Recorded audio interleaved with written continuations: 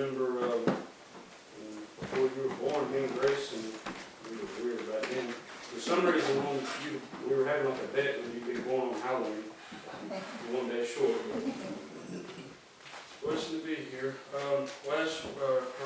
Last Sunday when Brother Larry preached, it was an inspiration to me. It helped me, it encouraged me something that Saturday when we had the big meeting over there, I was reading out of one of the women were testifying, and I was reading out of the 56th Psalm, which I'm going to read tonight, and also out of the story of David and Goliath. So I don't know if anybody think I'm copying his message, but it was on my heart, and once he preached it, it inspired me. Go ahead and turn to Psalms 56.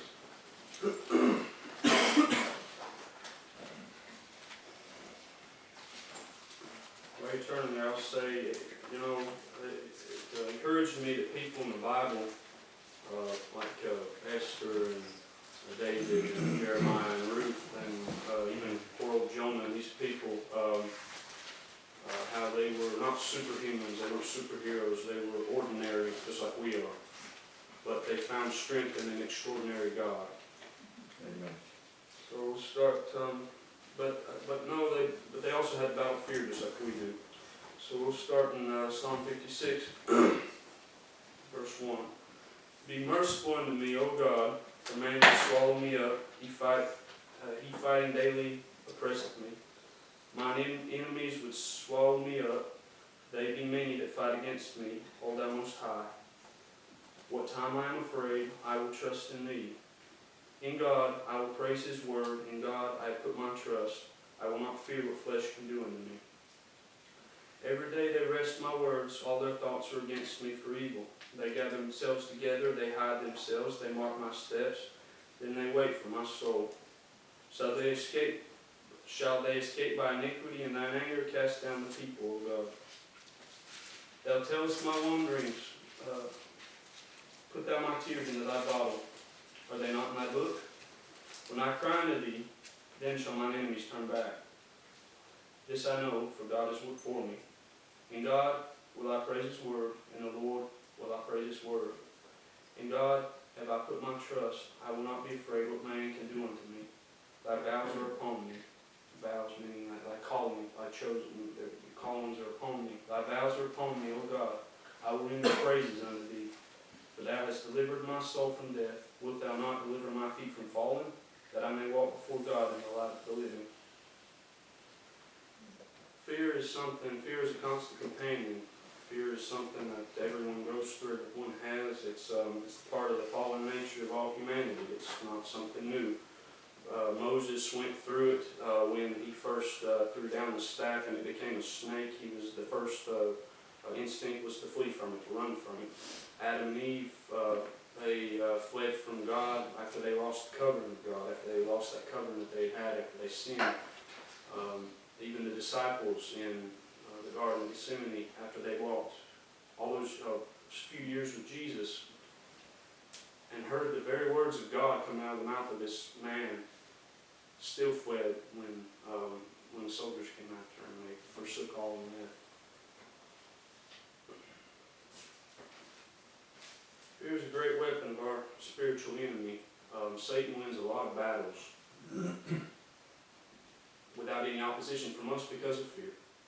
There's a quote, I don't mean to make light of it, but there's a quote that I saw that said, not today, Satan. He said, oh Lord, thank God, because I can't deal with your life today. But we're not called to fear. We haven't been given the mind of fear. It says in the second book of Timothy, Paul tells Timothy, for God hath not given us the spirit of fear, but of power and of love and of a sound mind. We're not called to be like other people, other men wringing their hands, worrying about the future in the stock market and all these other things. Our future is in the hands of God. Yeah. And you're going to have to take some steps, and I'm preaching more to myself than I am anybody. I know I'm preaching, but it's almost like a therapy session for myself when I come to church, because I realize there's other people that are going through the same things, they're going through similar things. You're going to have to take some steps, and they're called faith. And sometimes you have to step out of that boat, and there's no visible rocks to walk on. You're just going to have to take the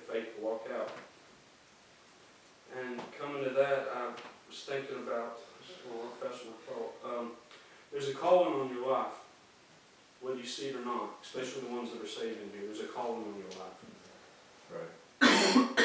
And you may not preach to thousands, but your life, if you're saved, is still going to be a testimony for the glory of God, whether you like it or not. That's what Brother Larry said when he was talking about Pharaoh.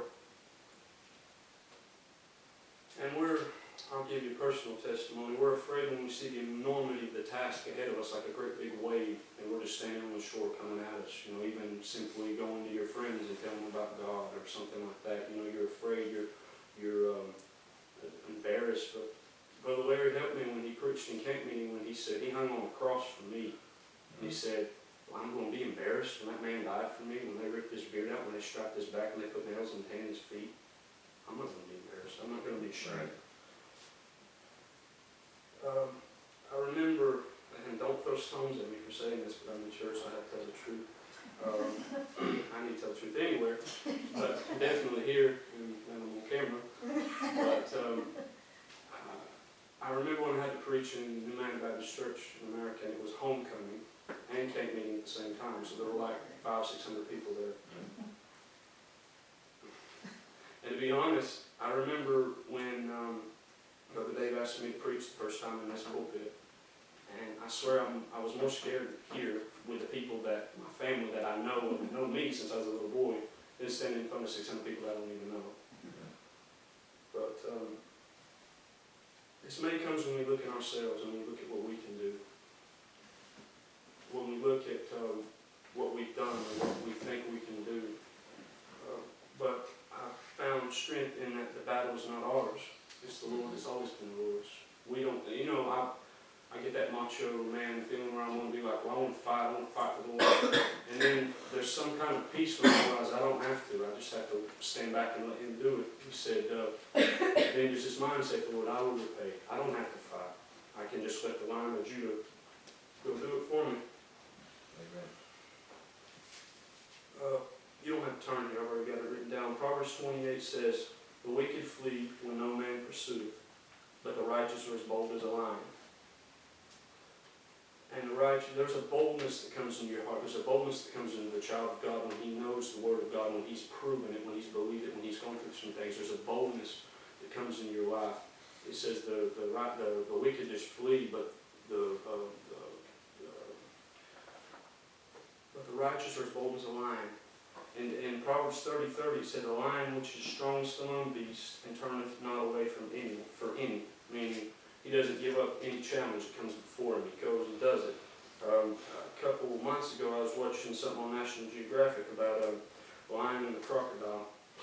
And a lion had killed a full-grown antelope, and the crocodile somehow had stolen it and dragged it into the water. When the lion noticed, he was pacing the shore of that water, and the commentator was saying, what's he going to do? What's he going to do? And he just lunged into that water. Now think about it. He's going into the crocodile's territory. That thing could grab his leg and do the roll and whatever and kill him. But there was something in the eyes of that lion as it was charging in the water that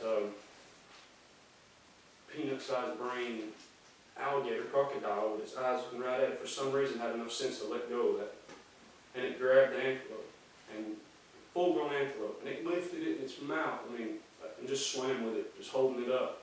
And once it got to shore, it turned around, and obviously that crocodile's in the water, just little beady eyes looking out at it. And it was almost like that lion was looking back. It's like, don't you ever do that again. You've taken something that was mine, that was given to me, that belongs to me, and I swear I'm going to get it back. Don't you ever do that again. And the righteous are as bold as lions.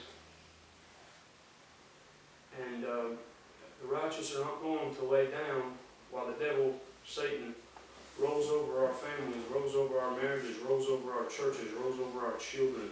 The righteous are going to say, you've got something that's mine, whether it be you or whether it be the God in you that helps, and I'm not going to let you have it. I'm not going to let you take it from me. Amen. And it's not anything that we do, but it's because the Master of the universe, the Creator of this world and the cosmos and everything that you see and everything we breathe and eat lives inside of us.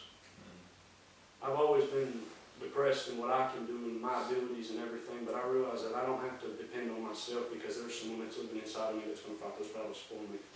Yes.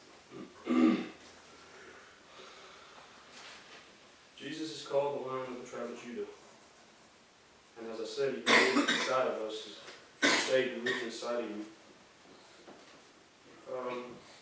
The story of David and Goliath, everyone's pretty familiar with that. I've actually mentioned it a few times when I preached, and Brother Larry mentioned it as well. But Goliath came out to defy the armies of Israel, and his army, and he'd come out and walk out and say, "Give me a man, give me a man. Send me someone that I can fight." And everyone was up on the hill, afraid, checking their armor, checking their armories, checking their whatever. They were afraid. And suddenly a young man walked into the camp, and the Lion of Judah walked in with him. And it says that David rejected the armor. He had no training. He had nothing. But his heart was on fire for the glory of God. He stood there and said, "Why are you letting him do this? Why are you letting him yell like this? Is there not a cause? What's going on? Why is no one fighting this uncircumcised Philistine? What's going on there?" And and his brothers, probably others around him, got annoyed with him and said, "Oh, we know the pride of your heart. We know the naughtiness of your heart. You just want to come down and see the battle." Which there was no battle. If I was David, I would have said, "There's no battle going on, but y'all are afraid."